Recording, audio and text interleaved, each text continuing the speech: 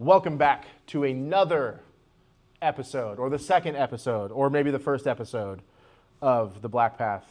I am the White Belt Slayer, and this is Dan. Unfortunately, not a white belt, so I cannot beat him up. But yeah, Dan's a great black belt. We used to train together, and now he's got his own gym, and we're just going to talk about how he got from the beginning to how he's opened his own gym and about his gym and what the goals are. And yeah, Dan's a really good friend of mine, so let's get it ripping. It's been a while since the first time I stepped on the mats. I think it was 2009, 2008. I did the intro towards the end of the year. Dang. 2009, I actually stepped on the mats. It's like 15 years. Yeah. That's crazy. There was a big gap where I didn't train because of kids and work, starting a new business, whatever. But I was training consistently for 2009 all the way up until 2012. I got hurt, so I kind of had to stop. I stopped a little bit, and then. Well, let's jump in right there. So when you first started training, where did you train at? It was in Orange County, right? It was Orange County, Tingy BJJ. If you guys follow him on Instagram, he's the Spider King. He kind of revolutionized the spider game back in the day. I think this was like back in like 98, 99. What's his name? Mauricio Mariano. Is he still around? Yeah, he's still around. He's still in Orange County, Yorba Linda area. Okay. We used to train at a tiny little spot. It was probably like about 1,000 square feet. Mm-hmm. And it was like almost wall-to-wall mats, little front desk, and then the bathrooms were in the back, one bathroom. Where was that at? And it was in Anaheim. Okay. It was off the 90. So he moved from Anaheim to Yorba Linda now? There's it's more of a warehouse space where he's at now. Oh, okay. When I was training, they moved, and then I got hurt at work. I got a hernia, umbilical hernia. Mm-hmm. So I kind of took a little bit of time off, and then man, it was a little bit. It was more than a little bit of time off. Well, before we get to your time off, so you started training there, and you trained there for how many years? Like 4 years? Yeah, 2008, 9 till 2012. That's a long time. Yeah. And what were you doing then? Were you competing? Were you doing anything else? You went from white to purple with him, right? Yeah, white to purple, 4 stripes. Yeah, and then so you were doing MMA too, or just? No, I started out because I was watching the first UFC, like everybody else. We were watching the Ultimate Fighter. Yeah. And then they talk about wrestling and jiu-jitsu, and I was like, oh, what's jiu-jitsu part? And then I kind of just went online and started researching, and I was like, oh, there's a school literally like 5-minute drive from my house, like just the same street where I'm at, just down towards the freeway. And this was the school you started training at? Yeah, that's where I started training. That's so funny how, like, luckily that we're in Southern California, we get to meet these people who are of importance in the jiu-jitsu realm, and you just walk into their school randomly. Yeah. He was like, I believe he was a pan champion, and he was a silver world medalist. Oh, really? Yeah. Which is hard to do. People don't realize that it's hard to medal at the Worlds. Yeah. It's hard to medal at Pans. Yeah. It's probably harder to medal at Pans than it is at the Worlds. There's more people in the Pans brackets. It seems that way. I think so because everybody's chasing that Pans first title first. Yeah. So everybody's like coming in there with a lot of grit, a lot of a lot of practice, a lot of I think, and it's also the first major tournament in the year. Yeah. Well, before Euros and then Pans, but a lot of people don't have money, whatever. So I think if we're just getting on that tangent, IBJJF, I think the first one for the year is actually the Worlds. No, because when you win the Grand Slam, it starts at the Worlds, doesn't it? Well, that's how they time it, but like, by year. But calendar year wise, Euros. Calendar first, year is Euros, Pans, and then Brasileiros, and then the Worlds, right? Yeah. So, but yeah, I started training with him. It was like very kind of, I want to say old school, but not really, because he taught a lot of open guard stuff and a lot of he didn't teach a lot of open guard stuff, spider guard, quarter guard, like sit up guard. That was his game style, But he didn't deflect from like pressure passing and other like style that other people would have. I think that's something interesting to talk about. So more than likely, if you're watching this, you know who I am. You know Dan from our other podcast. But jiu-jitsu, you know about jiu-jitsu. So like jiu-jitsu, when you go train somewhere, I haven't personally been everywhere where they show the entire game of like jiu-jitsu, right? Yeah. So I train judo as well, and in judo I'm pretty sure it's 68 throws. And then there's variations of that, but there's 68 throws. So you have the opportunity to teach the All, like, entire 68 of them. 68 throws. But when you go into jiu-jitsu, every school I've been to, they teach a style or a game based on Yeah. the professor. So where I train now, like it's very, very old school. Gracie Umaita is the original jiu-jitsu school. It's the old school style, and all the original professors have like the same style. Yeah. Pressure passing, Pressure passing. grinding. Almost none of them play guard. No. Very little of them play off their back. And it's all this top game focused thing. So where you're training at then, he was teaching open guard, where it's like he was an old school guy, but open guard is still like the bee's knees. It's still the modern jiu-jitsu. You know? He was teaching. Like I said, Yeah. his thing was like spider guard, and they call him the spider guard king. But Mm-hmm.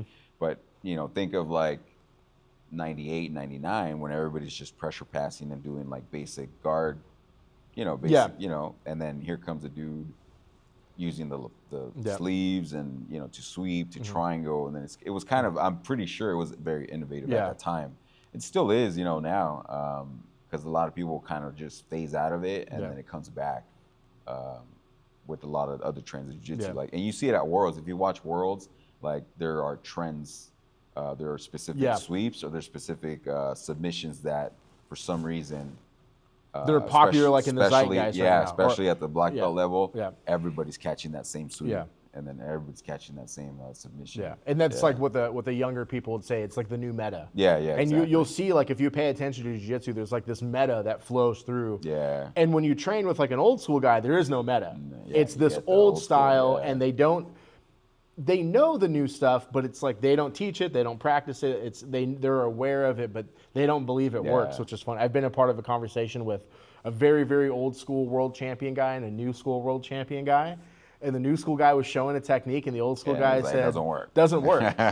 And then there was a conversation about it, and the new school guy hit it on the old school guy, and he was Yeah. like, okay, I guess it works. Yeah. But yeah, the meta of jiu-jitsu is I think that's a pretty interesting topic. We'll get back to that. But so you trained there, and you did striking there too, right? Yeah. He, like I said, it was mostly the MMA that kind of I started watching, the Ultimate Fighter. Yeah. So I kind of wanted to get into that.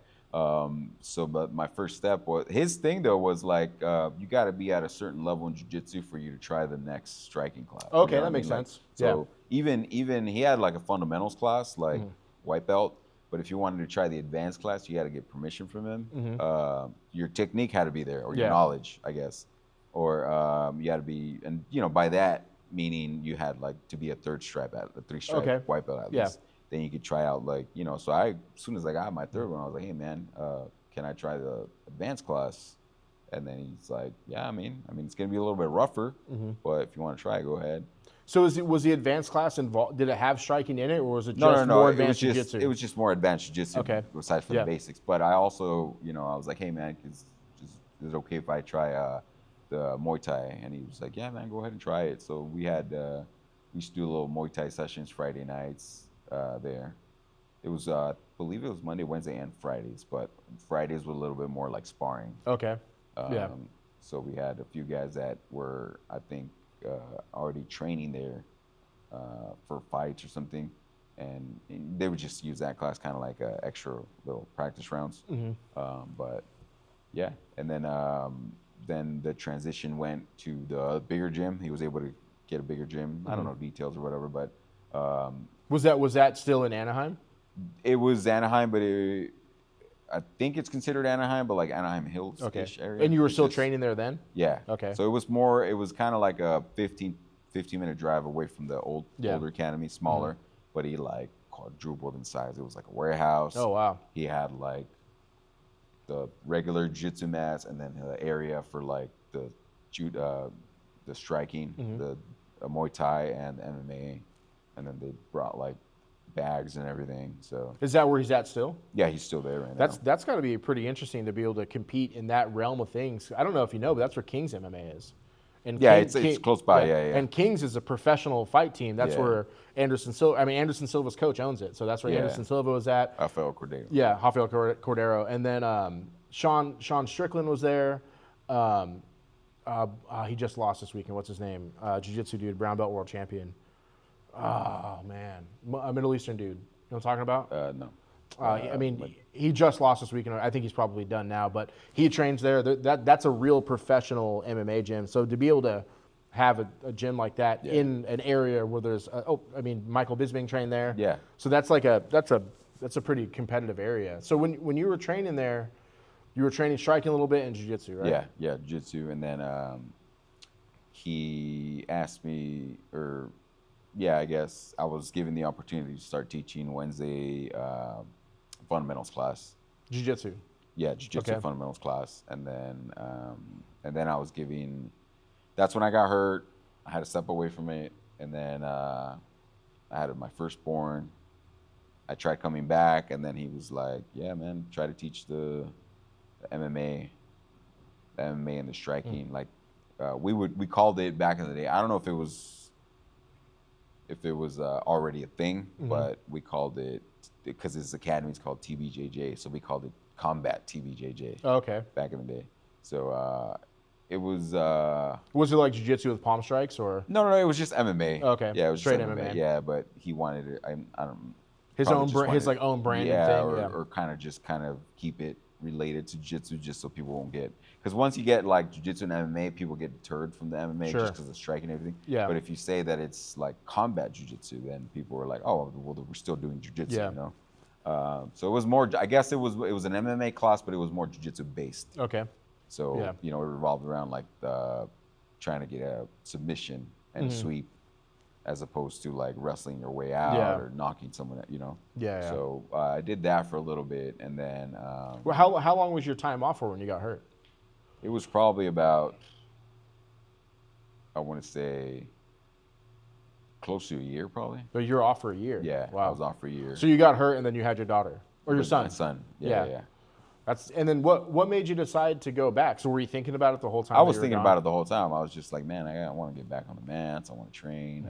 But it also comes, the responsibility of providing for somebody else now, for your wife, for the child. Then that comes into play too. And so it's like, do you have time to manage everything together? You know what I mean? Like, I was leaving work at 6 in the morning, 7 in the morning, going to the gym, and then going to work. Coming back home like at 6, 7 p.m. Do I want to go train and then not see my family all day? Yeah. Or do I want to come home and at least, bathe him or change his diaper? Yeah. And, be a present father. Be a present. Yeah. And even though he was a baby, he probably doesn't remember, but just being there with him and in the baby moments, Yeah. Changing his diaper, like I said, his diaper, giving him a bath, and spending some time before he went to sleep, before I went to sleep. So and it would give my wife a little bit of a break too, like from being with him all day. So you were doing that for a year, kind of healing from an injury, then you decided to go back and train, and then So you went back and trained. How long did you train there before you left? I didn't leave. It just kind of got.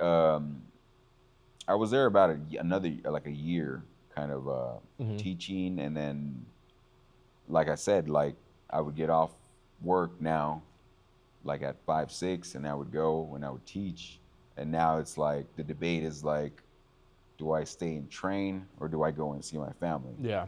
Otherwise, then what am I doing? I'm gone all day. And you were teaching the fundamentals at that point? Yeah, I was teaching fundamentals. Do you think that helped your game? Because like I'm thinking I teach fundamentals too, and right now I mostly teach like the idea of stand-up. I wouldn't even say I teach judo, but I teach like the idea of stand-up, just to give the people that come to class a little bit more of like a oversight of what's out there. Yeah. If you really want to train judo, I'm not the person to train. I'm barely an orange belt, but it makes me think about the positions more, how to get into the positions. And now I'm teaching a fundamentals jiu-jitsu class, and I'm teaching stuff that I don't do personally. Yeah. But I'm like, oh, I know how to do this. You can recognize it. Yeah, and I think about it, I'm like, oh, I didn't realize I knew how to do this. It's not a part of my game, but it's something I feel comfortable teaching, and I think it makes your game sharper. Do you think that your game got sharper teaching these fundamentals? I think it's part of your process, your jiu-jitsu journey, that you have to share it. You have to teach it, because maybe you're teaching something that's not your game. Yeah. But at least you can recognize it when it's being done to you. You know what I mean? For sure. 100%. Like you can recognize things coming already if somebody plays that game. Even though it's not your game, you don't do it, but you can kind of see your opponent doing it because you've been teaching it, Yeah. So It's part. That helps the other side of things because I think, sorry to cut you off, but it's like I think that when we do jiu-jitsu, we're constantly focused on the offense. Yes. Have you ever like I know my professor does teach some defenses, Yeah. but it's almost never defenses are almost never taught. Did you learn defenses when you were coming up? I think a part of we were in a room where Anaheim PD was there, Anaheim SWAT was there, and these were dudes that were like 6 foot, Just big dudes. big dudes. I was probably one of the smaller ones there. Yeah, you're just a little guy. Yeah. That's all right. We all can't be big guys, So, you know what I mean? yeah. We all can't be big So, dogs. you and know then what I'm back saying? then I We need was, little dogs too. yeah, I was competing 150, 160. Oh shit. Yeah, there wasn't like jiu-jitsu worldly. There wasn't like tournaments every week. Were you just doing IBJJF tournaments then? There was IBJJF from what I remember, and I was a newbie. I was a blue belt and I was a white belt. So from what I remember, there was probably like about 2-3 IBJJFs a year, maybe. Yeah. I don't know. I wasn't really too much into it, but it was mostly the only thing we had to go off of if you wanted to kind of compete was like in-houses. So and then back then you couldn't do like it wasn't. There but wasn't like Joe Morera still cracking back then, especially like in Orange County and yeah, like South LA? he's big in Orange County, and Yeah. Clever Luciano's big out there too.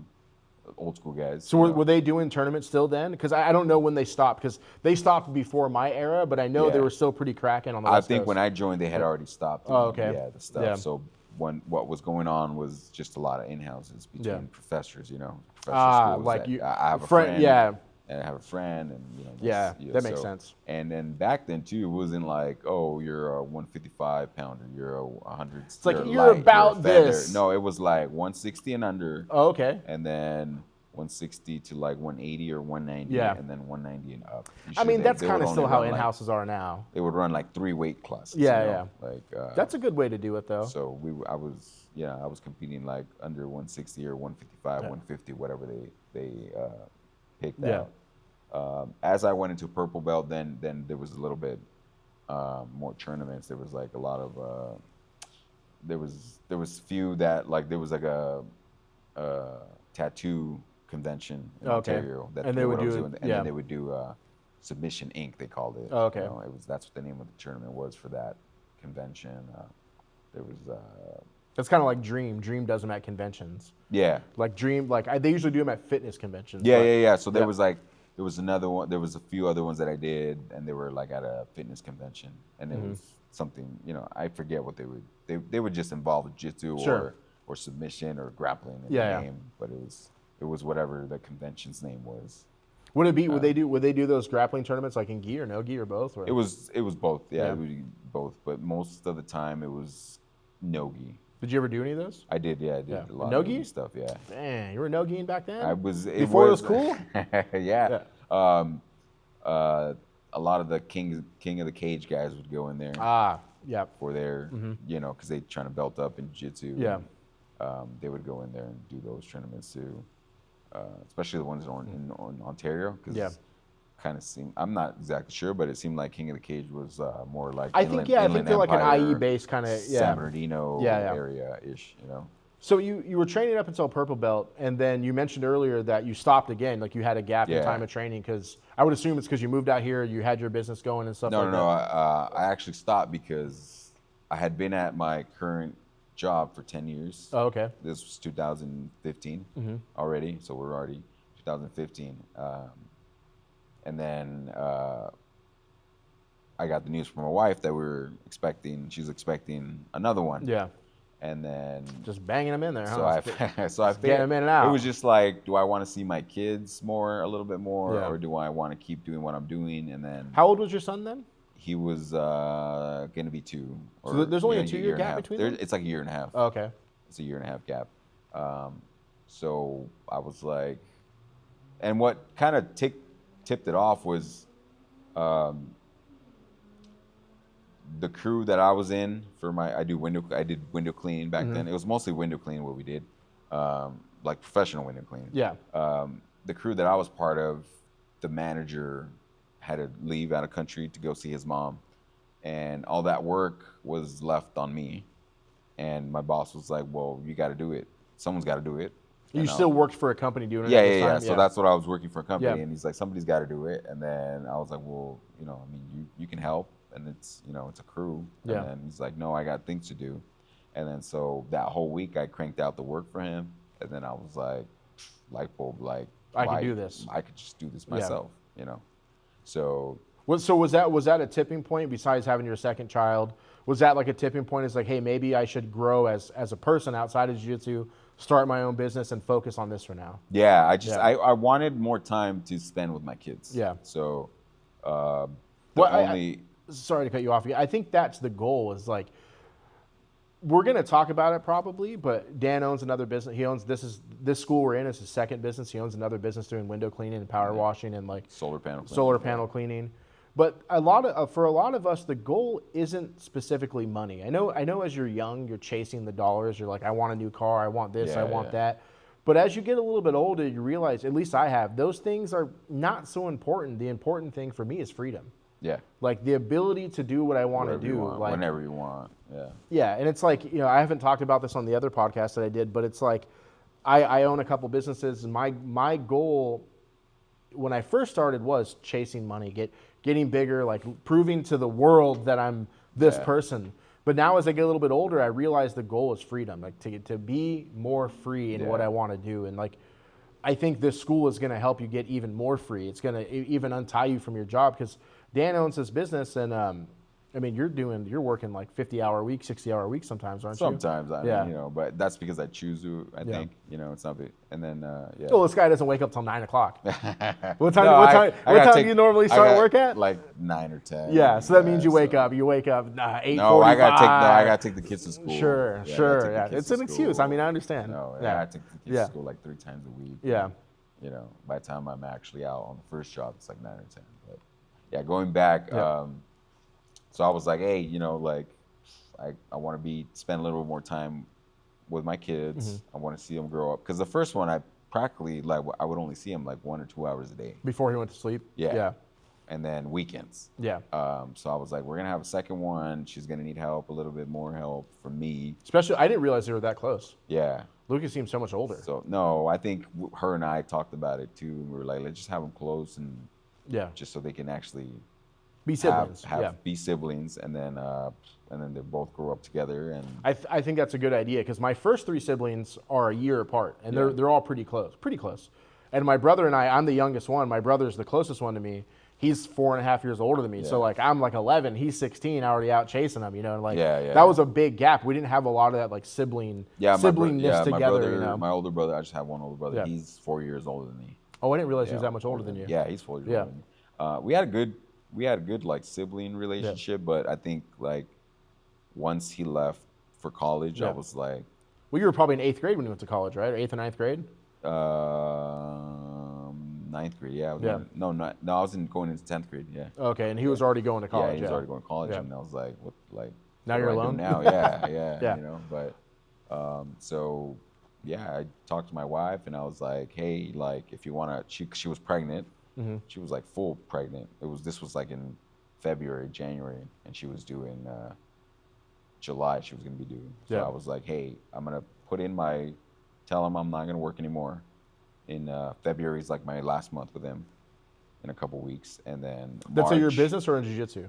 The company you worked for, or doing jiu-jitsu? No, for the company I worked for. Wow. So you decided to have a second kid and quit your job? Yeah. That was.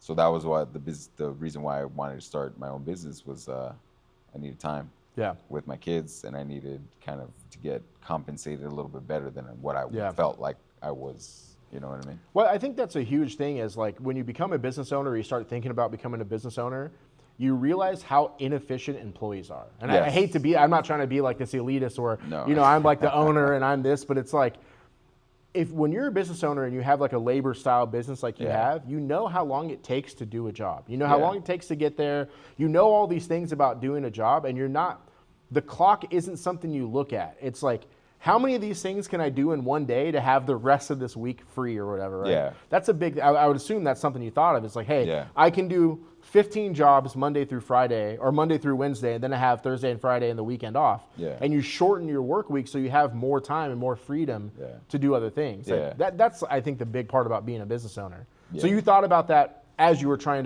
leaving your business, and did you start your company right away? So I took like a month kind of to get things going. Okay. In it, like I was all in. I sold my car. Mm-hmm. I got like $7,000 for it because I had just bought it. Mm-hmm. Because we needed a bigger car for us to travel in as a family. Yeah. When it was just. What'd you have, a little Honda Civic? No, I had a Charger. Oh. Yeah. So I sold it, and That's crazy. Those $7,000 Yeah. was like, grabbed it. I bought a little Scion XB Mm-hmm. for like $4,500. I bought the tools that I needed, which was probably maybe like another $1,000 for the window clean stuff. And I just like made some little really crappy flyers and started hitting the pavement and like handing them out. So do you remember what year that Charger was? It was I want to say it was in 08 or 09. And what year was this in, like 15 or 16? Yeah. So you bought like an older car, and like the cool thing about Chargers, they kept the same body style forever, so no one really, you could drive it around and still floss on people because. So you got to the point where you're like, hey, it's more important to build something I want than have like this toy or like have like this. Yeah, because my plan I always liked that body style of that car, and when I was looking for a family car for us, I was looking at that one or the Chrysler 300. Yeah. Because it's the same car. Yeah, same car, just different body. But I wanted to put like rims on it, of course, and tint it, and it was like put gray, light subs in it. No, because it was family car. You know, okay.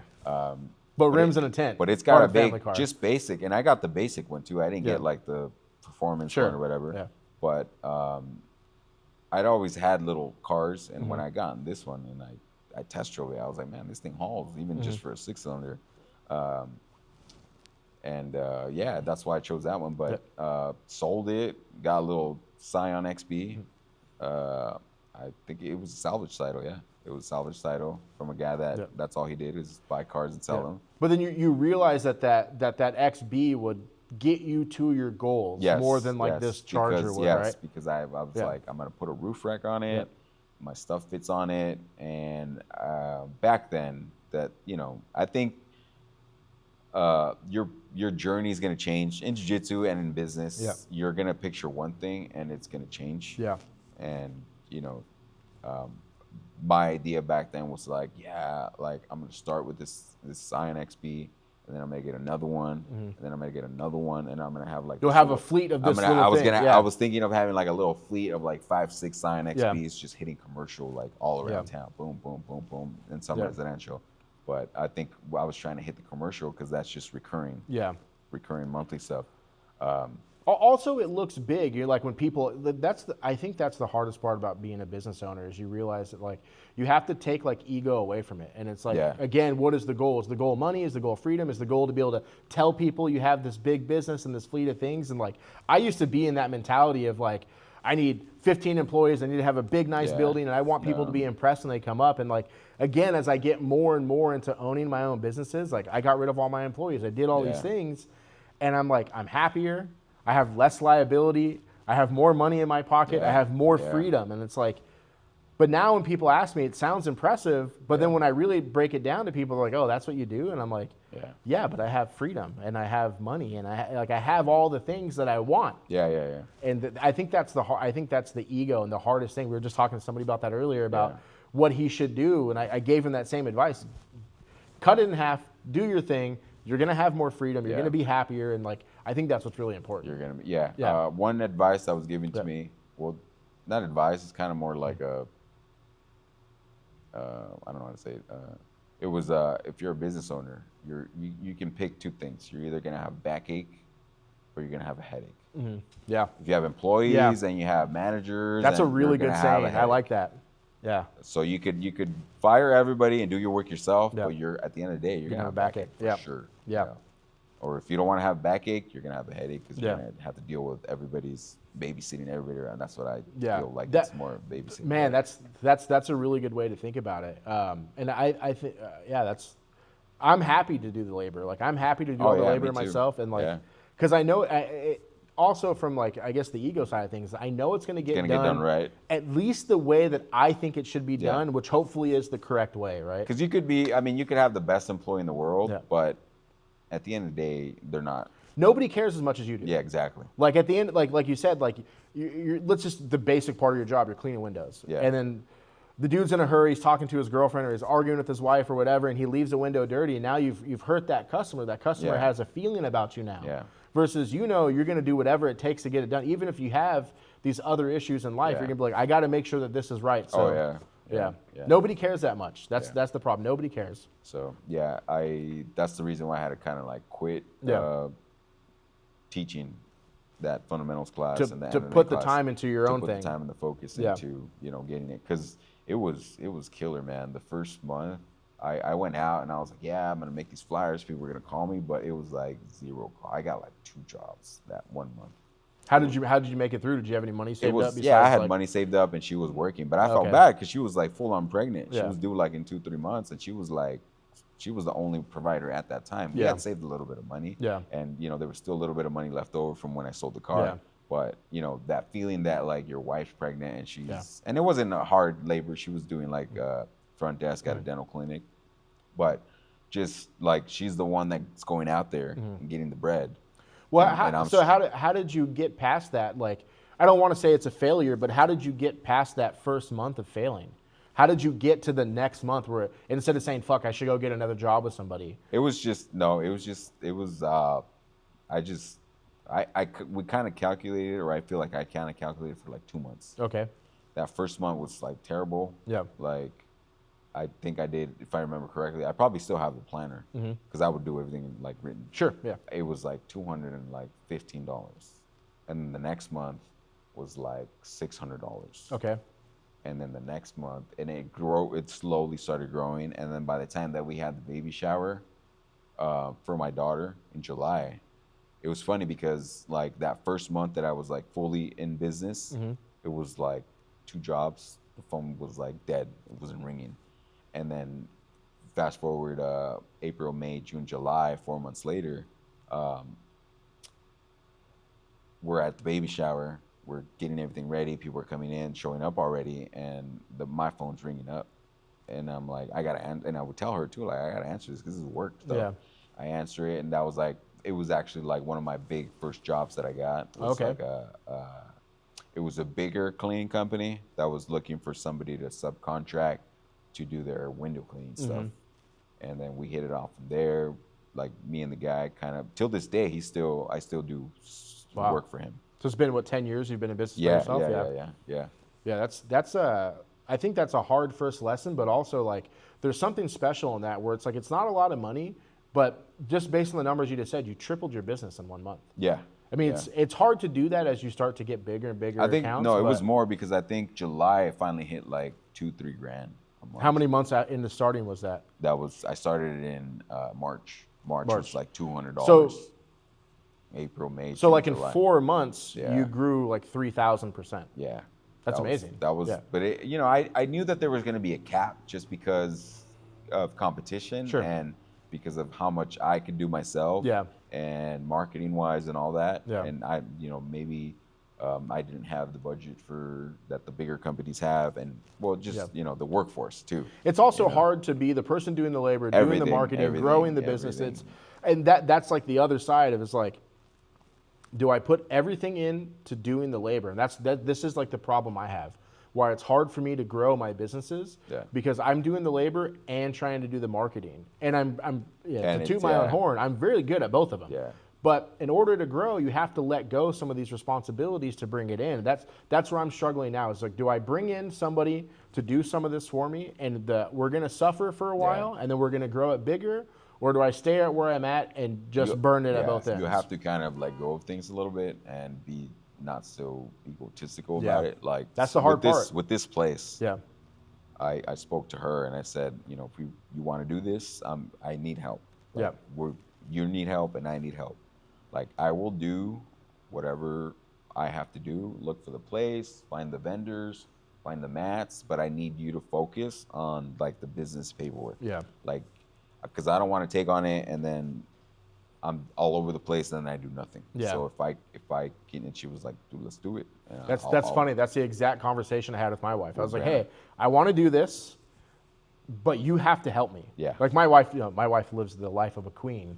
She doesn't work. She just plays with her dog all day. But, I was like, hey, if we're going to do this, we can't afford for me to throw all this money into a school and then teach as well. Yeah. I need someone to help teach. Yeah. So I can continue to do my job X amount of hours in the day, just in case we have a month like you had where nobody comes, right? Yeah.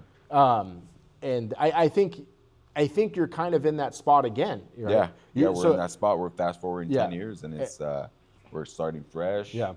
And then back then, I left my job. Yeah. I told my boss I wasn't going to work for him. It would have been super easy to like go after his clients. Yeah. Because I knew them. A lot For of them sure. I knew personally. Yeah. They knew me by my name. I remember their addresses. I remember where they lived. Yeah. I could have just popped the flyer in there, knocked on the door or Yeah. something, and be like, hey, I'm doing my own thing. Yeah. And they would have been like, great, awesome. I mean, you're going to give me a discount and I'm still going to get the same amount of service. Yeah. The same quality service that I did with that company that you worked for, but now it's for you. So we're going to both win. But I didn't choose that route. I think that shows integrity because you're also in the same spot again now. I'm in the same spot again. Because now you opened a school 15 minutes away from a school that you trained at for years, and everybody at that school knows you. Yeah. So you're in that opportunity again where, I don't think you're trying to go after the other school students, right? You're just offering an alternative and you're not even telling them. You're just, I have a school now. Yeah. And if you'd like to come train here, great. If you don't want to come train here, also great. Yeah. Like you're not siphoning his students, Yeah, right? yeah. No. I'm not going out there. I'm not, like I said, we did that turkey trot last week. Yeah. They were all new people. It was 2 booths. Yeah. It was us and the movie theater, the local movie theater. I wish I could have did that. I wish somebody would have told me. I have a business. Yeah. I think we're trying to be a little bit more community focused with San Jacinto because, and I heard a comment from somebody last time too. I'm gonna shout him out because he's kind of been a big push in this too. Mm-hmm. This used to be a barbershop. Okay. And he's kind of been also been like, dude, just do it. Like, go ahead and do it. Like, you got this, blah, blah, blah. Is this the dude that's been fucking your hair up forever? No. I'm just kidding. He has a good haircut. So backtracking, he said this town could be a really good town or the valley could be a really good valley. But we need the people that live here to spend the money here. In the town. Yes. Yep. Even though we're connected to another town, we're connected to Hemet. Yeah. You're the hoping, valley. Yeah, but you're also hoping that people stay ultra local. Yeah. Like, because this is, Dan and we've talked about this for months about opening the school, and I always thought it was a bad idea to open the school here because there's a lot of things that go into it. But as I start to think about it, there's a few thousand houses within 2 miles of here. And there's new construction going up too. Everywhere. We just got the contract for the model cleaning down the street. Okay. In front of the newer middle school that's there. I think they're going to put about 100. Where are they building that? What streets is it on? It's off of Lyon. Okay. They're building like 150, 200 houses there. Oh, the new middle school. It's like right down over there. It's off Line in like 7th or whatever. Yeah. They're right across the street. They're building stuff, right? Yes. Yeah. So this area is growing, and like a lot of people online, like you'll see bad things about this area. Like Hemet's considered like one of the worst places to live in the United States, but it's really community focused here. And if you're not on the main street, if you're not on Florida, it's a pretty nice place to live. And like I think the community and as well as like the local government are trying to make this place a little bit better because of how much it's growing. Yeah. People are realizing that living on the LA side of the Inland Empire and then living in LA, it's getting too expensive. Like the median house price in Los Angeles is like $1.1 million. Yeah, even Orange County, Anaheim, it's like 800, 900,000 for like a 3-bedroom, 2-bath. Little old house from the 50s. Built in the 50s. Yeah, versus out here, you can live in a brand new build house with 2,500 to 3,000 square feet for $500,000, $600,000, right? It is getting more expensive out here, but you get a lot more for that amount of dollar. And I think that's good for the community, especially it's going to be good for you because of how many people are here. And you have a college across the street. Yeah, we have a high school across the street. Yeah, it's right across the street. I didn't even think about that. There's a high school right there. How many middle schools are right here? A bunch. Yeah. There's an elementary school in my old neighborhood. Yeah. There's another elementary school one like right down the street, right? Down Ramona. Yeah. Yeah, where my kid goes to school is a couple blocks from here. Yeah, You know, there's yeah. a lot of students there too. I think it is going to be a good area. I think you're going to have pretty good luck with it. I think I'm the first to always say that when I give bad advice or I have bad takes on things, I think you've beat my take. I think you're going to do well in this area. I hope so. I mean, Yeah. I told somebody else too. I said we didn't have to do this. Yeah. I didn't have to do this. Yeah. I didn't take on all this stress. Yeah. Like she didn't have to take on all this Yeah. stress. Like we had we had our stuff going. You already have everything. Yeah. Yeah. Well, I mean, but we comfortably. Like, Yeah. We don't have to do this. I think we just like jujitsu and we like sharing it. And I think this part of the valley. Yeah. Doesn't Well, there's have nothing it. here. Doesn't Yeah. have it. Yep. And I think hopefully people come in and they see what we're about and Yeah. and we can grow this maybe and like I said with my clean business, my idea was a bunch of fleets. Mm-hmm. I have an idea for what I want to make this in the next 5-10 years, Yeah. but if it doesn't happen, then I'm okay with that too. Well, before we talk about that, I think we got 40 minutes or 30 minutes probably left. Let's go back to your jiu-jitsu journey. So you decided to stop doing jiu-jitsu, operate your Focus business, on the business. and then you grew that enough to where because you were living like in an apartment or a small house. We were out living there, like in a back house. Yeah. And then you were able to grow that business enough where you could buy a house out here, right? Yeah, That's- here. That was the transition. It was either right? like a condo out there or a house out here. Yeah. And then I think I thought like future, like us two and our kids four, and then Hispanic households. Yeah. Usually the grandparents Yeah, come too. for sure. You know, My house is the same way. Or there's always Yeah. a room for them. Yeah. Either one side comes or the Sure. other side comes. Yeah. So we said if in a condo we're gonna be You can't keep that same community. no. Yeah. So we came out here. She saw him. She fell in love with him. Same pricing as over there, whatever. I had already been in the area because I maintained models out here. Oh, okay, that makes sense. In the community where we bought. Mm-hmm. It was a different builder, but there was models The there. first builder, right? Yeah. Yeah. Yeah. There was models there, and I did the windows for them. And Okay. I would get off the 60, and I would come down Gilman Springs, and it Mm-hmm. was like nothing. It was just like Farms. farmland, and then Yeah. I get on Sanderson. It was like farmland. I turn on Ramona, and it was like more farmland. There was like buffaloes back then still. Yeah. And then I turned into the community, and I was like, Yeah. dude, this is quiet as hell. What year did you move out here? 2017. 17. Yeah, I'd already been out here for 3 or 4 years in 2017. So Yeah. I bounced around a lot, but I've been in like the Southern California area Yeah. most of my life. I lived in Las Vegas a little bit. And I lived in Reno for a little bit, but I grew up out here. So I remember coming out to Hemet when I was little, or even when in my early 20s playing shows out here, and there was nothing here. There was nothing. There was nothing. It It's was like quiet. I saw it and I was like, and mind you, I never researched like Hemet and Yeah. the bad rep that Yeah. it had. I never, I mean, I knew it was next to it. I think but that I bad never- rep is relatively new. The last I like think 8 every to 10 town's years. gonna have Yeah, like it's a gonna- bad street or a bad, But I mean, we know some of the local police, and I've asked them about it, and they've said that there's more initiatives to try to clean it up because Yeah. of how much it's growing. The tax base is growing here, so there's more resources. There's more resources to put at that, and hopefully there's some community stuff happening too, not just trying to kick them out to the next Yeah. area. But I mean, this is a great place to live. I mean, it's interesting when you think about it, because like all the homelessness and like the kind of drugs that are happening, but they kind of do keep to themselves. You don't. Yeah, they're not. Yeah. I mean, it's funny. Like people, like they want to badmouth living out here, but it's like I lived in LA before I lived here, and it was like bad. Yeah, it's bad. Yeah. I mean, I didn't even think about it because you're just like, oh, this is how LA is. Like, That was one of the reasons why we moved out here. And I've talked to a few people out there because they asked me like, why are you out here? And our house got raided twice. Oh, yeah. Raided, like full on raided. They were looking for something. One of the times I was by myself. I was single.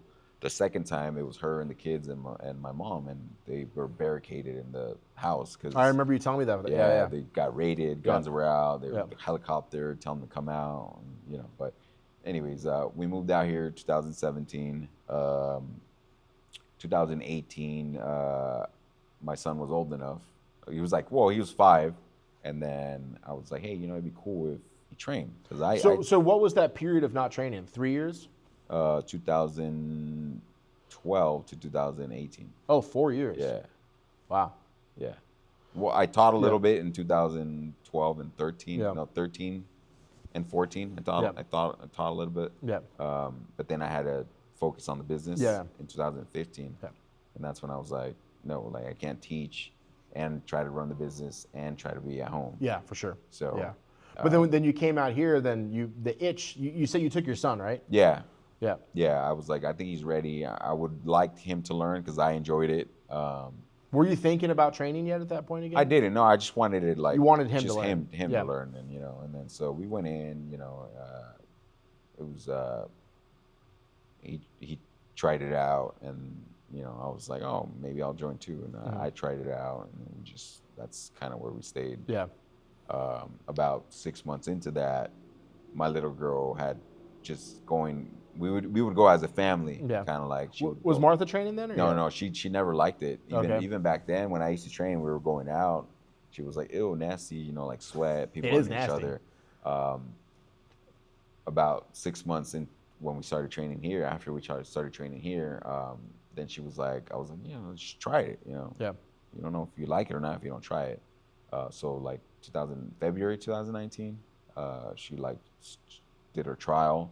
And then my little girl too, so that kind of helped. I think both of them. She was very timid. My little one was very timid when she was little, and she was 3 years old at the time. So going into four. Yeah. But she kind of paid attention, and so I asked the professor, and I was like, she's 3, but can she try it? And he was like, yeah, man, go ahead. And then because he was trying to get his little girl into it too, and she was like 2 or something. Okay. Yeah. So they kind of grew up together with jiu-jitsu, but yeah, that's when we all started training full on. Like 2019, we were all there, as a family. And you trained there until this year, until 2025, until right? 2025, yeah. So and then you decided to leave, and you did it in such a burn the boats way. But I think that was the best thing for you. Like I think there's multiple thoughts in how you do things, and I don't think there's a right or a wrong. And I think just like. Some people need to burn the boats. They need to leave everything behind and go out on their own. If that didn't happen, if you didn't decide to leave, I don't think you would be where you are now. No. And I think as much. I mean, Dan and I are pretty good friends. This is more of like a little bit of a stringent interview, but we talk multiple times a week. We talk, and I'm constantly talking shit to him. But I think this was the best thing for you to grow as a person and to try to realize your dream. So from the period you left, which has been what, like 4 months or 3 months? How long has it been? 6 months? 6 months almost. Yeah. So 6 months. It's gonna be 6 months. And then you went and trained with another friend of ours for a little while, and I think that gave you the fire to open this school, right? Yeah. So let's talk about that. So you left the school you're at. I've always been the type where like, if we have a disagreement and we don't like each other, then why are we pretending, and why are we, you know? And her and I defend yourself, dog. Yeah, her and I had a big breakup when we were going out. And then if you ask her, like, did you guys talk? Did you guys text? No, I broke it off, and I even changed my number, I think, at one point. Oh, she came chasing you down, though, huh? We didn't. And then I happened to stumble upon her at a club. I was at a club. She was at a club. Underage? No, she was no. And then and that was like 6 months after we broke up, though. So for I broke up with her, and we didn't do the whole thing where everybody's like back and forth. No, I was like, okay, we're breaking up. Like, that's it. I'm very similar too. So I'm like that too. So when I left here, I said, I'm leaving. I'm not gonna come back. There's no point for me coming back. Like, if I'm leaving, I'm leaving. And then I went over there, and they were pretty cool about us jumping in there. No, Sonny's a cool guy. I like Sonny. I'm gonna get Sonny on here too, and it's they have a cool environment. They got some pretty cool people over there. He's a nice school. So I was like, it'd be cool. It'd be cool to just have this or at least give it a try, ourselves. And what people don't understand is that this didn't come out of spite. This didn't come out of vengeance or something. I don't think anybody thinks that. Especially it comes out because of spite, though. That I've been sitting on that idea for like 3-4 years already. Yeah, we've been talking about it for years, right? Trying to figure out how to do it. We talked about doing it together for a while, But I think this is the best thing for you to grow as a person, to grow as a martial artist, to grow as a business person. And if you can't understand that, I think that's a problem within you as the person who can't understand. Not you personally, but the person who's mad about it. It's like everybody needs to grow. Yeah. what's the point of being static in life and not trying? I think if you wouldn't have opened a school, you would always think about it. I'm always. You would always think about it. Right? I thought about it monthly. Yeah. Because I've been sitting on this since 2022. Yeah. That was the reason why I was competing in 2022. Yeah, to try to get ready to open a I to have wanted the a medal. accolades. Oh yeah. Yeah. I wanted a medal at something. Yeah. And then, boom, open up and Yeah. like, hey, I'm an active competitor, blah, blah. Yeah. You know? I think that's less important though. I think the personality of the instructor. At the time, I thought For sure. that was For sure, yeah. that was the idea, Yeah. behind it. Yeah. And, so we're here now, and Yeah. I think it was a good choice. I don't regret it. Yeah. Fail or not fail, fail or Well, succeed. it won't fail. Either I way, think if you close the studio, um, you decide it's time to close. I don't think you're going to get put out of business. I think if there's a point in time where you say no more school, it's because you decided that it's not the right thing to do anymore, right? Yeah. So. But yeah, so now you're getting ready to open a school, and we kind of touched on this earlier, like how schools have styles. Yeah. Right. Today is basically the day before you open. You're going to open Monday. Monday. Monday. Monday. Shooting for Monday. Monday. What do you think? What is going to be different about what you do than what you've experienced? Not just at the last school, but every school you've trained at. What do you think is the difference maker? Why should people? Not why should people come here, but what do you think you've learned that you are going to bring to this school? I think jiu-jitsu in itself is evolving, and a lot of people that are a little bit more old school mindset can't really understand that, grasp that concept.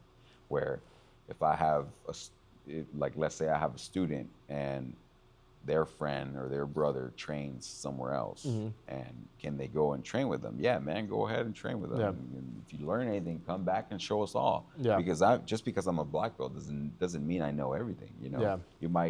You might learn something over there and then bring it over here, and I'm like, oh damn, yeah. I never really thought of doing it that way or whatever, Yeah, I think cross training is huge. I think it helps you grow. Even the pros do. I mean, you know what I mean. We're not pros, Yeah. but if the pros are doing it, then why wouldn't we be able to do that? Yeah, I understand that for sure. I think it needs to happen. I think it needs to happen to evolve the sport. I think it needs to happen to evolve people. Yeah. It was shunned upon before because they had the idea of that whole loyalty team idea, and certain teams would teach certain style techniques, and then you'd go and The secrecy steal it. of it, yeah. You'd still steal it. Yeah. But I think with the internet now and social media, and we have access to every single technique we Sure. can think of. Yeah.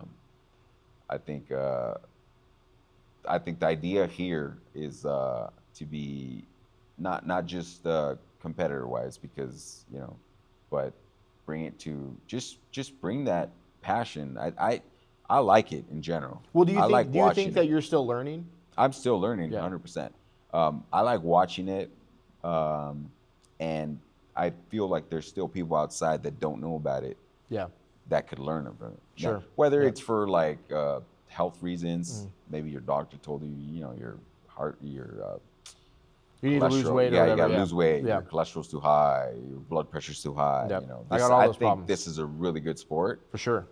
where you can, if you wanted to, you could go 100%. This is probably the only sport that you can You go. can't do that in boxing. Only you can't combat do that- sport. Yeah, Yeah. You can't do that in boxing. Yeah. You can't do that in like Muay Thai. Yeah. Every day. MMA, you can't just rip, you could, yeah. There's still like a significant risk of getting injured. Yeah. But not like, Not dying. yeah. Not CTE, really. Yeah. So, and it's a fast-paced kind of style sport where you're going and stopping like hit. Yep. So I think in itself, just coming in here, training jiu-jitsu is really good, just for overall health option, for a better overall health. Sure. I I also think mentally. I mean, mentally, too, jiu-jitsu yeah. is It's more than the physical aspects. I think the mental aspect you get by training jiu-jitsu, you training martial arts it's unparalleled. There's nothing this good for you. Yeah, mentally, you get a I little don't bit think. more confidence for sure, definitely. After I started training, like she liked going to clubs a lot. Well, we like going to clubs a lot, You still do. Don't try to lie to these fools. Don't try to lie. You're the club. And I'm 5'7", you know what I mean? Like I'm 5'7" back then, and I was Just a little competing guy. when her and I were Yeah. dating. I was like 165, maybe 160, But I would walk in that room like I was like 7 feet. Oh, dude. Fucking, you know. That's so like, funny. We have like so my judo instructor James. I always fuck with him. I think he's like 5'4", 5'5", 200 pounds. But that motherfucker walks in the room like he's 7 foot, Oh 350. yeah, man. Yeah. That's You know, and it's not being like ego, Yeah. having a high ego. It's Yeah. just the confidence that you get from it. Like if one of these motherfuckers tries something, Yeah. like I know what I can do. Like I spar Yeah. with fuckers bigger than you. You know. And like, dudes who know what they're doing Yeah, too. And it's like yeah, I've yeah. proved myself against. Maybe I don't win, but it's like I can prove myself with guys who know what's up. And you're just some layman on the street who doesn't know what's Yeah, up. And it's yeah. like, So that aspect Yep. is like, you know, huge, where you can feel confident, like just going to the store with your family, yeah, or with your wife, or with your little girl, or with your kid, just walking in there and just knowing that if something happens, you have the option to either engage in that situation, avoid the situation, Yeah. or control the situation. And then the control part I think is huge because knowing what you can do to another person, I think allows you to look at things in more of a level Differently. head. Yes, you're and not- you yeah. can diffuse the situation Yes, too, and yes. you can do it without ego because it's like. Yeah. I think the biggest thing about people in the world is like you punch someone like, oh, that was the ego. It's like you got to crush somebody with it. But it's like when I know that I can beat you up, I don't get Like, what is anything the out point? of it. Yeah. There's no Yeah, point. yeah, yeah. And I'm happy with walking away. And that dude Yeah. might be talking shit later on, but it's like, do you know what I would have done to you if I decided to do something to you? It's Yeah. like you just basically got your life saved. And Yeah. So when I said like I could walk in the Yeah. club feeling like I Yeah. was 7 feet tall, my mentality wasn't like, who am I gonna beat up Yeah. next? Or no, it was just It's the like I was confidence. confident Yeah. that if something went down, yeah. I can handle the Yeah. situation. But you know? also, I think also besides like that, like the other mental aspects or even just the community aspect of this, and you know, jiu-jitsu is an expensive sport. So you don't meet a lot of people that are really, really struggling. You meet other business owners. Yeah. And there's nothing wrong with struggling. Like I struggled. I'm going to talk about it in a depth in another podcast or probably when I do by myself. But I was homeless before. Like I lived in my car for a couple months. And Yeah. like that was the best I could do. If it wasn't for that car, I would have been homeless. And like I've gotten better through community, and like a place like this it's a gathering place for people, and there's going to be a lot of people who have had success in other things that want to try something else, and you have the ability to learn. Like, I mean, you're a bit like we know each other through jiu-jitsu. We're both business owners. Like, Yeah. how many other business owners do you know through jiu-jitsu? Like, Yeah. you Not know, very many. Yeah. yeah, and it's just like I just think the aspect of jiu-jitsu is huge, and like building a place like this for a community is gigantic. Yeah. You know. Yeah. It just creates that community, that social aspect. Sometimes you might find friends through the sport. Yeah, community is or huge. new friends, Yeah. or or your new community Yeah. through the sport, which you would have never found if you just stayed in your room, or you Well, kept to yourself. Or A you know. perfect example of that, like I said, we know we throw the jiu-jitsu. We lived across the street from each other. We never met. We never No. met. Yeah. Yeah. We basically we lived less than a quarter mile Yeah, from like each other. a minute, 2 minutes from each Yeah, other. a minute or 2 minutes from each other. We shop at the same grocery stores, Yeah. like everything. But through this, like we have a community where like you stay friends forever. You know, Yeah. I think a lot of people think, oh, they don't train with us anymore. They're not friends anymore. Like, Yeah. I'm friends with almost everybody that Yeah. doesn't train with us anymore. Yeah. You know, everybody who was left, who was there long enough to make an impression, I talked to all of them. You know, Yeah. that's huge. I think that's huge. Yeah, I think we could go on and on about what like going back to a style. Like, what do you think you're going to teach? Probably a little bit more modern, but What's wrong with Smash, dog? That's all I know, Smash. yeah. I mean, I think it's part of it. I think because you got to modern with The the Smash, old yeah, school. You yeah, know yeah. what I mean? So I think just I think a lot of people like the idea of coming into something and then maybe competing in it. Mm-hmm. And I think we're going to provide that. We're going to provide like a game plan or a guide to, if you want to, you know. Well, do you think if you're teaching like this modern jiu-jitsu, like open guard or like spider or de la Hebra, the worm, like the stuff that you do a lot, do you think that you can teach or you can learn that without knowing the fundamentals? No. So you're going to build people's fundamentals Exactly. first. So we're going to have like a fundamentals class. Yep. And that was kind of, to me, I think you're always going to need a fundamentals class. Always. I think it's You non-negotiable. can't just I throw think you have to have it. white belts into the same class and have them Yeah. sparring like day one. Well, I think I differ on that because I think sparring is a huge thing about it. I think if you use like the Gracie Baja mentality where you have to be 3 stripes in order to live spar, I think that I think you lose a lot of people. When I started, it was a couple weeks, just like a couple weeks before I could actually. I mean, I disagree. We with did that. this situational. Yeah. So like in guard. Sure. In Yeah. positions already. Position. Yeah. Yeah. We're gonna start sparring, and you got to pass the guard or whatever. Yeah, but not like full on standing sparring. Yeah. You know. Well, I see that where I disagree from that is when I teach fundamental classes, like we do like a 15, 20-minute intro class. And I tell everybody, it's like, hey, we're going to finish this intro class and you're going to get a chance to live spar with somebody. They're going to go light with you, but you're going to get a chance to spar, and right then you'll know if this is for you. Yeah. Rather than, oh, this is pretty fun, and then you get to the point where you're getting crushed and you're like, this isn't fun anymore. Yeah. I think, I could be wrong. I think you have more customer retention by showing them the real thing the first day. I think that is the fun part of jiu-jitsu. Yeah. Oh, of course. Going out there and that's why we all want to go to open mats and just pahada, Yeah. So, but I think there's also a stage at the beginning of it where people can be a little discouraged. Sure. By getting smashed. Yeah. You know 100%. I mean? So I think that's where the fundamental class comes in, where you can go one-on-one with somebody that is your level, started at relatively. But you'll have them time. spar. Yeah. Yeah. Having sparring with somebody that's your level, relatively the same time that you started, the same level of technique. Yeah. Rather than and I'm not saying this academy or that academy, but people like playing with white belts. Oh, I mean, I introduced myself as the white belt slayer. Yeah, so I love. There is nothing better than crushing a white belt. It is probably the greatest thing on earth. Right, but that could be probably discouraging to some white belts. I mean, not all white belts are made the same. Yeah, for sure. So I think just putting them all in one class, a fundamentals class, and then just having them spar with somebody that's similar to them, that kind of makes it fun for them. Yeah. You know what I mean? You and I have had so many long conversations. I can't remember if we talked about this before, but my idea when I opened my school is that there'll be a separate fundamentals class, and there will be sparring. I think you will spar the first day, but you're going to be sparring with people at your level, like you're saying. Yeah. And I think you're required to do this fundamentals class until you're like a 3-stripe white belt. And then from there, you have the option. If you want to join the normal class, you can, but you should be able to try to implement your techniques on people at your level. Because no disrespect to white belts or maximum disrespect, you're not going to armbar me. You're not going to armbar me from the guard. It's going to take a higher level person to hit me with that technique. Yeah. Because I'm bigger, I know how to get out of it. I've been training for all this time. Yeah. But then that kind of takes away your ability to armbar. Like I don't do the armbar from the guard. I can't even physically do it. Like I don't have the techniques. I don't have the fundamentals to actually do it.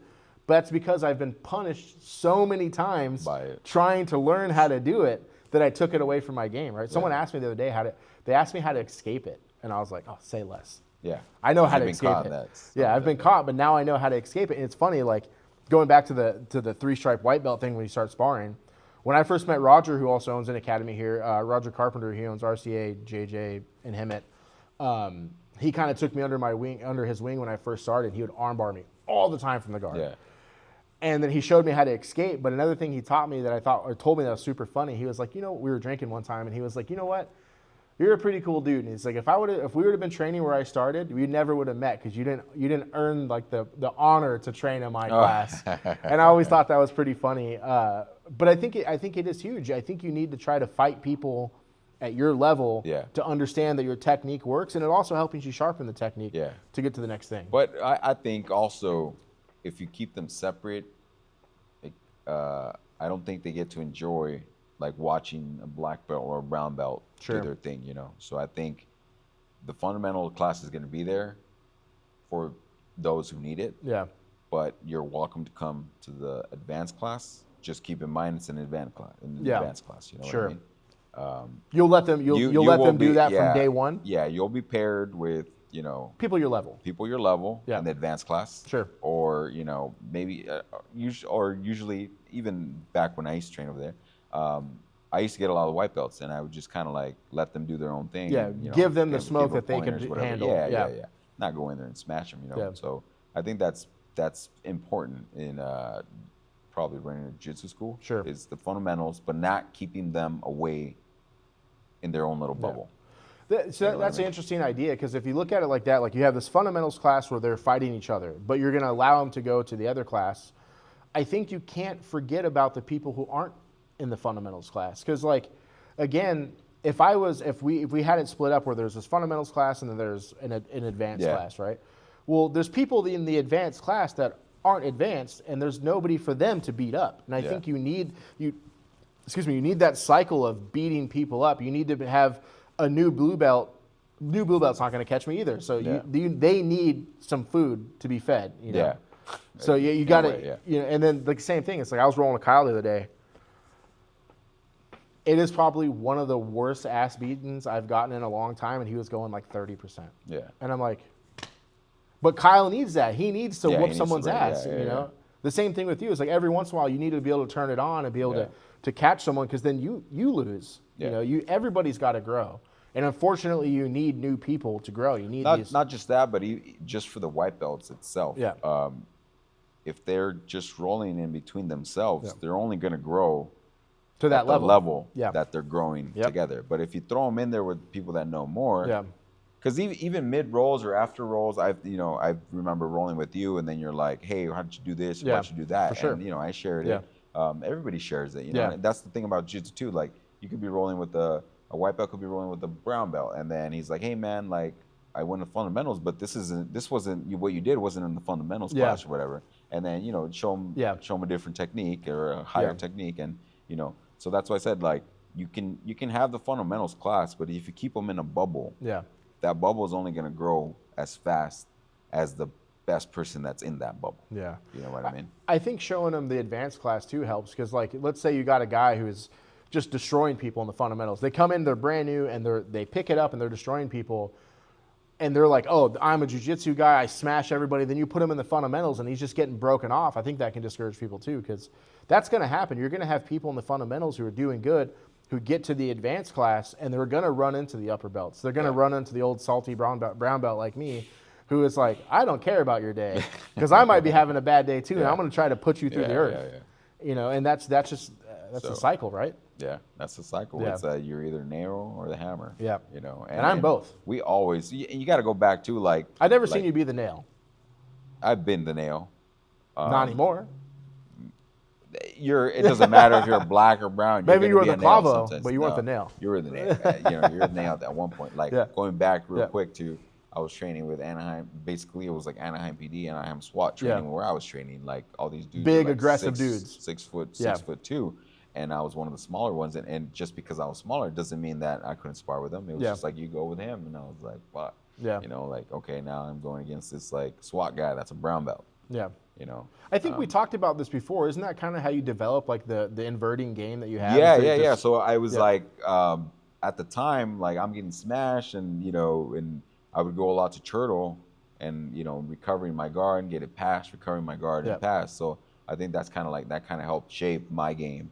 Was Spider, obviously, because I trained with Mauricio, but it feels like a lapel game, a Spider game, guard. You can manipulate a bigger opponent easier. For sure. Lasso. For sure, especially in the Spider or in the lapel, like you're playing worm and stuff like that. People do not know what's not necessarily because it's newer, but just because. There's so much control with it. The control, you can push or you can pull a lot of the times, as opposed to like you grab a grip and the person can kick out. Like you say you grab a pant grip, the person kicks out and your grip's gone. But if you got a lapel wrapped around it, then they're kicking out. They're kicking against the lapel. You can push it, you can pull it, but not going off course. That's probably one of the major reasons why, because I was getting hammered. I was getting day in, day out from white belt to 3-stripe purple. It was a rough room. Especially when I got to the advanced. I asked too. I was like, hey man, I'm 3 stripes now because I do the advanced. And he's like, that's what he told me. He said, just remember, it's a little bit tougher than the fundamentals, but if you want to come through, like that's fine. So yeah, we're gonna have that. We're gonna have fundamentals, which I think is very important in Jiu-Jitsu Academy. Another thing that I think is super important is women's program. Sure. So women's program is super important because Yeah, you can have guys go with girls, but it's not the same. I don't feel like it's the same. It's not, and especially like if you're a woman and you have to roll with me, I'm 250 pounds. Like, and even when I'm going light, it's not fair for most women. Yeah, Like, and you got to yeah. understand both sides of the spectrum too. Like, okay, maybe you have to go light, Yeah. but also you're here to train. Yeah. You know what I mean? And if I give you like a 150, 140-pound girl to train with, like what? I'm not getting a lot out of it. Yeah. But and then also she's not getting a lot out of it, right? Yeah. So I think that is true. You have to have a strong women's pro, and also some people just don't want to roll with dudes. Yeah. You know what I mean? Yeah, It's yeah, like, yeah. and there's nothing wrong with that. Like, There's nothing wrong with turning down a roll. Like, Yeah. especially if you're stinky, or like, like I said, it's not fun to roll with me. Like I usually try to play like half guard or bottom Yeah. when I roll with women. But sometimes I feel froggy and I hit them with a sweep, and you can tell that's like they're like, oh, I am kinda- not expecting Yeah. to be swept like that by a Rough. giant man. Yeah. And So, it's like, I think that's a major part of an academy is you having a women's instructor, and then having a women's program. well, we keep referencing off camera because there's another person here, Dan's wife Martha is here, and she's also a black belt. You're probably one of the only academies in this area with a woman and a male black belt. Husband and wife. Yeah. Duo, whatever you want to call it, Do you guys do the incredible duo now? All right. I said Neither of you want this heat. Yeah. So. All right. Yeah, she's planning on doing that. But I think just women in general, they're very. They're always. I don't know if you guys noticed, but they're always on about their weight. Like, oh, Sure. this. Yeah, that, they're not so fluctuating. they're- Yeah. Yeah. So she's also going to be running non-jiu-jitsu. She's going to be running like some workout style classes. Okay. With the women. What are they going to be?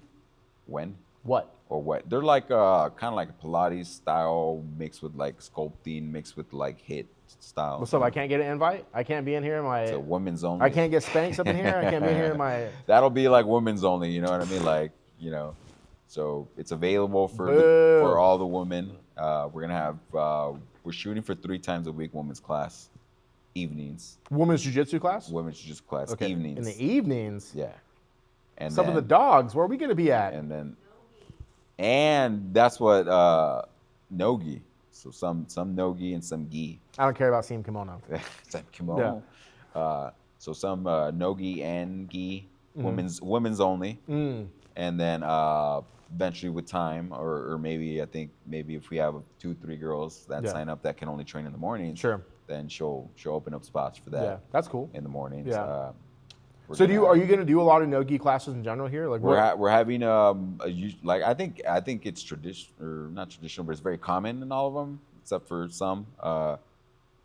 They do like Monday, Wednesday, Friday gi, and Tuesdays and Thursdays is no gi. Mm-hmm. So that's what we're planning to do. Okay. Is Monday, Wednesdays, Fridays gi, Tuesdays and Thursdays no gi.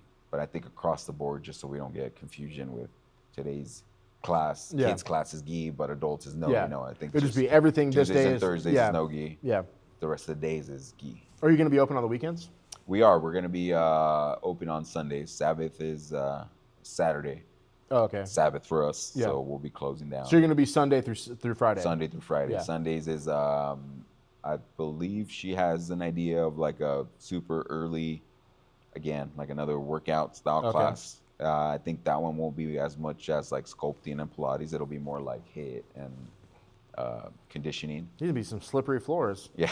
Yeah. And no air conditioner either. You got to turn that AC off.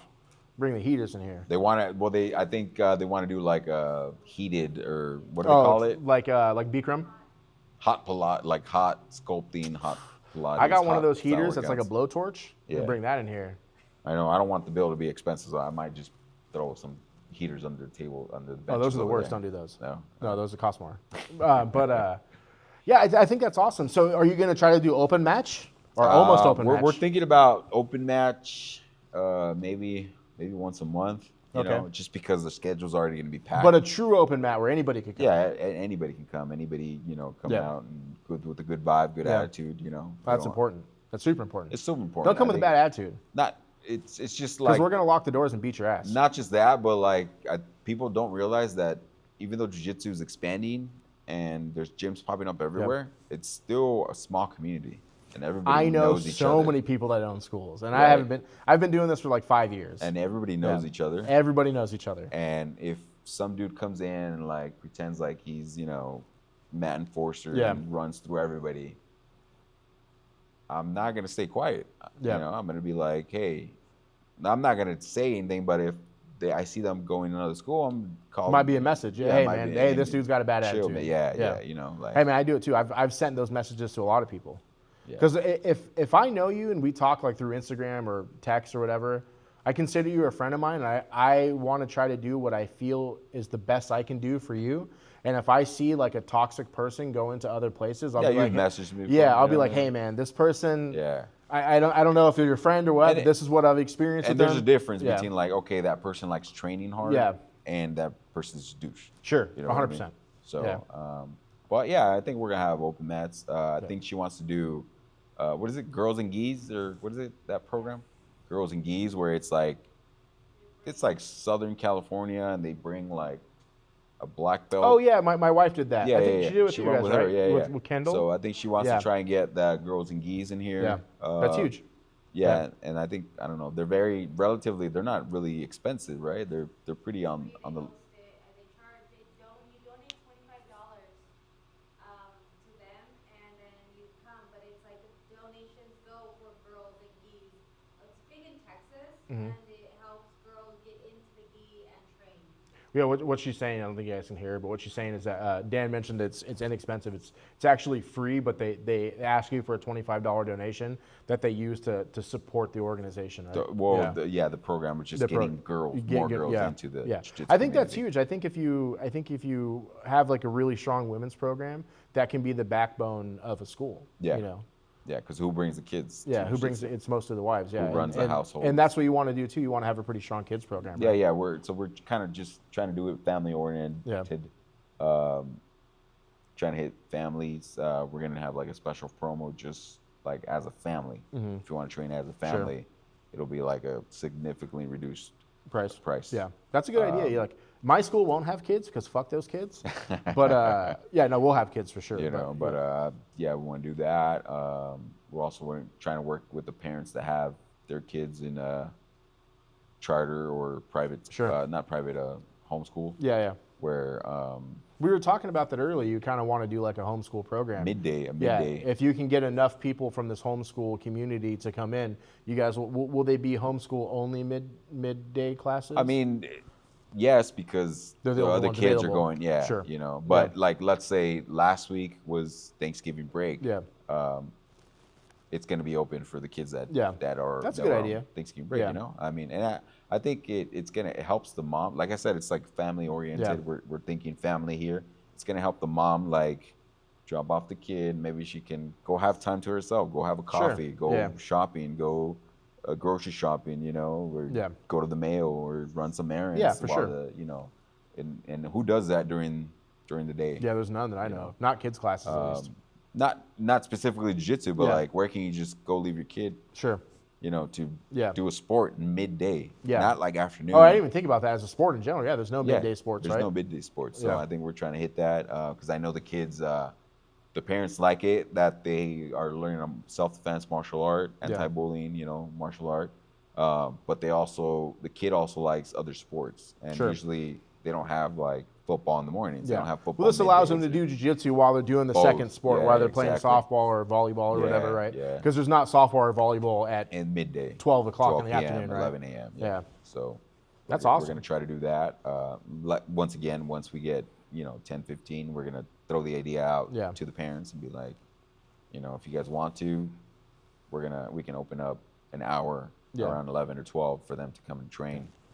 Are you guys going to do an AM class, like a 6 a.m. or a 5 a.m.? I know you won't do it because you're not going to wake up that early, but I think I have to. But I think once we get the request for it, it'll be there because I know it's a work. Like I said, this is a working town. Yeah. A lot of people leave for work at 6, 7 in the morning. So. Well, that's like Roger Ruiz, our other friend Roger. We mentioned Roger Carpenter, but our other friend Roger Ruiz has a school in Menifee, and they do a 5 a.m. class. Yeah. And it's their most cracking adult class. Yeah. So I mean, if the need's there, then I'm gonna have to. You know, you have to do it. You have to do it for, and like I said, this is a working town. A lot of people want to get their workout in, go to work, and then go home. Yeah.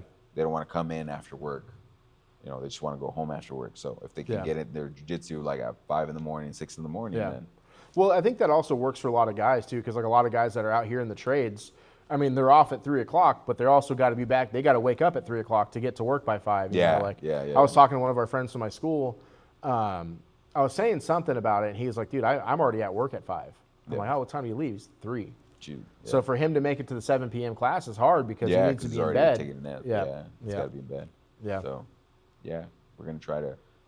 You know, with any gym, I think you're gonna be adding classes as the demand Sure. comes in. You know, Yeah. so our basic stuff is, you know, afternoons, like 4:30 to about 8:30, and then as demand comes in, that's option number one is the kids homeschooling kids program. Do a midweek or midday class, and then as demand comes in, do like a early morning class, and if demand comes in, we might do like a 3 p.m., 2 Sure. p.m., 2 p.m. Yeah. class, you know, or even a 10 a.m. Yeah. You're gonna build out your schedule as the Build demand, it around, you know, as the demand comes in, not like one person, you know. Sure. Yeah. but like a Yeah. few That's people. that's the hard thing is like because I teach 6 a.m. classes on Fridays, and like a lot of times in the beginning of the class when we bow in, there's one dude. Yeah. And I'm like, hey, well, looks like you're just getting a private today. Yeah. But then by 10 minutes, there's usually 6, 7 guys in there. So, yeah. I mean, I don't mind doing it because I'm learning how to teach. Like, Yeah. that's the reason I teach is not that I think I have this wealth of knowledge I want to spread.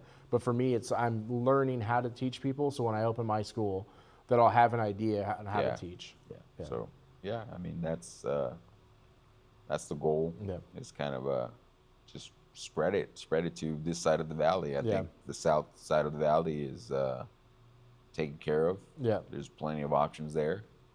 And that's just our goal is just to bring jiu-jitsu to the community, Sure. to the kids. Yeah. You know, give them a little bit more confidence walking to school. Yeah. Dealing with school. There's been a lot of dramas, I guess, or a lot of situations locally at the In schools. schools. Okay. So we just want to be able to Offer like, something. Yeah. offer something where the kids have an option to Yeah. deflect, control the Diffuse, situations, or diffuse Yeah. situations that they may come across. Yeah, I mean, Yeah. Well, I think it's a great place to end it. We can do another one of these. Like I plan on having Dan on more. I haven't told him, but I plan on having him on. Sometime in the future as the school starts to grow. But I didn't say it. We didn't say it in the beginning. The name of the school is Achieve Jiu-Jitsu. Achieve. We're in San Jacinto, California. It's the only school in this direct area, and like he In the mentioned, city, yeah. he mentioned throughout this podcast that he's trying to serve his local community, Yeah. and there's nobody in this community. This is the only place to train jiu-jitsu within a couple mile radius, and this is still an up and coming community where it's still lower income. Not everybody here has cars, but they still have the hunger to learn self-defense or learn confidence or gain it. And I think this is going to be an awesome place for people in your community to come train. And I think with the skill you have, and like I said, I've known Dan for years, and we've trained together for years. I think his skill is going to attract people to come, and his wife as well, Martha. At the same time, we've been training all together. My wife trains with his wife. I've trained with Martha. I've trained with you, and I think that what you guys are going to offer is something unique, and it's going to be great. Like as jiu-jitsu practitioners, you're great. As people, you guys are great, and I think that's going to attract people to come to your school. Cool. Yeah. Yeah. I appreciate you coming on, man. It's good to see you. Yeah. Thank you. That's it. That's all I got. Come train. Yeah.